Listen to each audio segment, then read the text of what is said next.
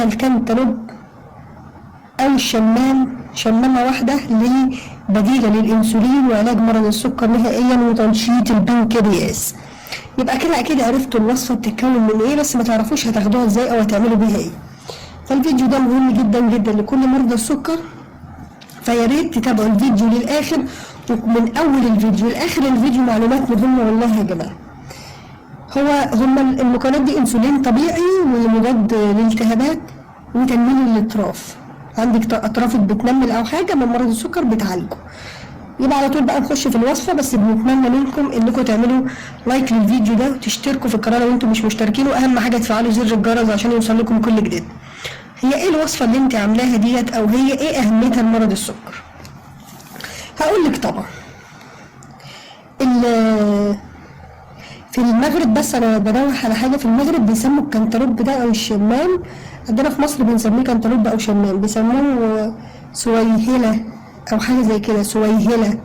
هو تقريبا لو انا بنطقها غلط ممكن تصححوها لي، تقريبا في المغرب يعني. طيب هي ايه اهميتها؟ الشمامه ديت او الكنتالوبايه ديت رخيصه اول حاجه، وفيها سكر الفركتوز.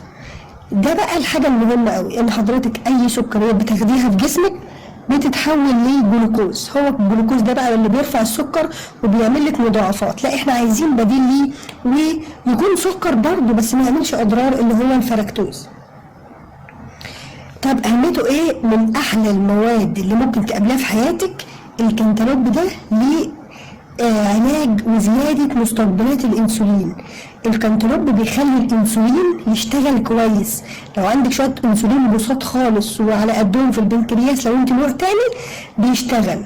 السكر التراكمي بعد ما تاخدي الوصفة اللي اقولك عليها دي هتلاقي الدنيا اختلفت معاكي خالص. انت محتاجاها لتصنيع جسم جديد ومقاوم ورفع مناعة، بيتا كاروتين، حاجات رفع مناعه ومضادات اكسده، فبالتالي مش هيجيلك مضاعفات مرض السكر اللي هي قدم السكري وغيره. شفتي بس شمامه واحده او كنتالوبايه واحده، حاجه بس فرقت معاكي في حياتك. طبعا الحاجه اللي معاه الحبه السوداء. الحبه السوداء ديت يعني سبحان الله فيها شفاء لكل داء، سبحان الله. يعني لو دورتوا عليها هتلاقيها من احلى المواد اللي بتعمل على انعاش الجسم بالانسولين، وبتزود حساسيه الانسولين للخليه يعني مع الوقت اصلا، او الناس الا وهي الايه؟ الحبه السوداء. فبالتالي انت كده عرفتي ان احنا هنستخدم كنتالوب او شمام وحبه سوداء. طب هنستخدمهم ازاي بقى؟ يلا نخش على الوصفه على طول. انا بتاسف لكم ان انا بس شرحت لكم في الاول، بس الشرح اهم.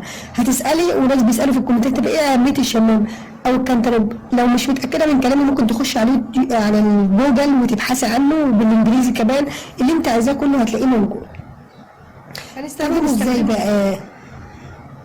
اول حاجه هنقطعه حتت كده، ده لازم يعني.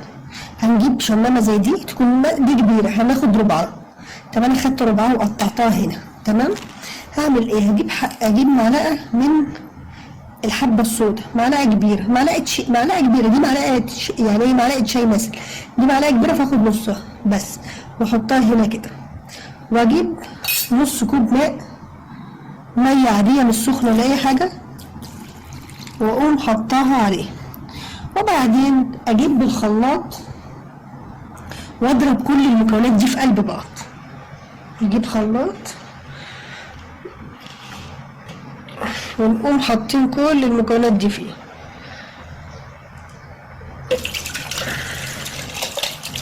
بس نضربهم بقى يا جماعه، وهنطلع لكم العصير اللي هنشربه وهنقول لكم ازاي تشربوه. يلا بينا نضربهم في الخلاط اهو. بصوا اهو نضربهم في الخلاط. يبقى عملت ايه؟ جبت ربع شمامه من دي على معلقه شاي كده من الحبه السوداء، ما كتروش قوي من الحبه السوداء، ومليت نص كوب ماء عادي متفلتر خالص، وهنضربهم كلهم في الخلاط هنا. يلا بينا. بعد ما ضربناه يا جماعه كده اهو، هنصفيه بقى في الكوب اللي احنا اصلا كنا حاطين فيه ميه اهو. معلش صرصر بنه.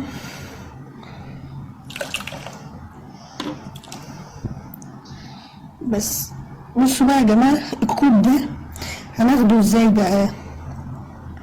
الكوب ده مهم جدا جدا لمرضى للسكر. فالكوباية دي يا جماعة هي يعتبر بمثابة السحر المريض سكر. عملنا فيها ايه؟ خدنا ربع كنتالوباية او شمام ومعلقة من الحبة السوداء او حبة البركة، بيسموها حبة البركة برضه. طب هناخدهم ازاي؟ هناخد الكوب ده ازاي؟ اهم حاجة في الكوب ده يا جماعة انك تواظب عليه. طب هناخده ازاي؟ اول حاجة وانت بتفطري كده كبديل للعصير تقوم شاربة كوب من ده وانت بتفطري، مش قبل الفطار او بعده، لا وانت بتفطري. وايه تاني؟ وانت بتتغدي برضه. وايه تالت؟ وانت بتتعشي. يبقى كده خدتهم كام مرة؟ 3 مرات في اليوم الواحد، بتاخدي 3 مرات بس. ايوه بس الحبة البركة كتير عليا او الحبة السودا كده كتير، ما تقلقيش خالص، انا قلتلك معلقة شاي مع كل مرة. لو حسيتي في منها اي مشاكل وقفيها على طول. تمام؟ ناخدها الفترة هتحسي ان كل حاجة اختفت من عندك. يعني دلوقتي انت كنت بتشتكي من تنميل اصابع او اطراف، ما اختفت من عندك. التهابات في الاطراف اختفت من عندك. فكل المشاكل دي عالجناها بكوب واحد من ده بس. طب هنمشي عليه قد ايه؟ تمشي عليه مدة مثلا اسبوعين وان شاء الله نبتدي نعمل تحليل HbA1c او تحليل السكر ونشوف الدنيا اتظبطت. اوقف العلاج؟ لا ما توقفيش العلاج، امشي على العلاج لحد اما الدكتور بس ايه يلاقي السكر اتظبط. لما اصلا هو هيتصدم لما يلاقي الرقم اتظبط، هو هيسالك انت عملت ايه او انت عملت ايه، خدت ايه. فسبحان الله حاجات طبيعيه وحاجات يعني كويسه جدا جدا نقدر نستفيد بيها. طالما تقدر تستفيد بيها استفيد بيها.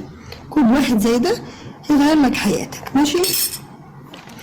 لو حد بس عايز الوصفه بسرعه هيبقى عندك شمام او كنتالوب، وعلى فكره هو سعره رخيص جدا جدا مش غالي قوي يعني. هتجيبي دي تقسميها 4/4 مثلا، تاخدي ربعها تقطعيها حتت زي دي كده، يعني متبقيه واحده حتى حتت زي دي، تشيلي القشر ترميه وتحطي عليها نص كوب ميه وتحطي عليها معلقه شاي من الحبه السوداء او حبه البركه وتطحنيها في الخلاط.